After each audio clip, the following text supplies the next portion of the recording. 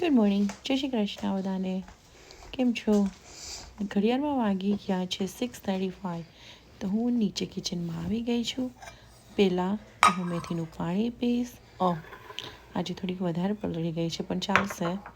અને પછી આ છે મમ્મીને મારી માટે બદામ, પણ હું મારી ખાઈ લઈશ, મમ્મી પછી ખાશે. અને હવે બધી વિન્ડો ઓપન કરીશ. સવારમાં બર્ડનો અવાજ બારે બહુ જ સરસ આવતો હોય છે વિન્ડો ઓપન કરીએ તો.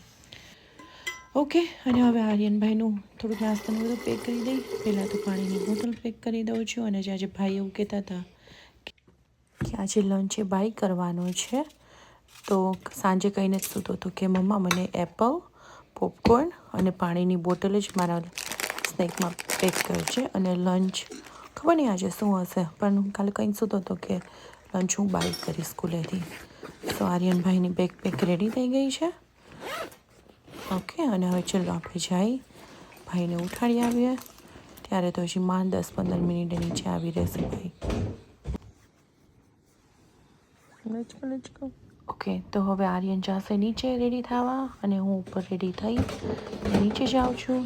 મારે આર્યનને મૂકીને સીધું જીમમાં જવાનું હોય છે, એટલે હવે હું મારું રેડી કરી લઉં બધું. આમ તો જો કે કાંઈ નથી, પાણી જ હોય છે. અને આ ચિયા સીડ છે કે જે હું એક વીકના બધા હું એક સાથે સ્ટોક કરીને રાખી દઉં છું. પછી મારે સવારે જોઈને એમ હું ખાલી એક સ્પૂન કે દિવસના ગમે ત્યારે પીવા હોય તો ખાલી હું મારા પાણીમાં કે જ્યુસમાં એડ કરી દઉં, બસ. તો આ મારી બોટલ થઈ ગઈ છે રેડી.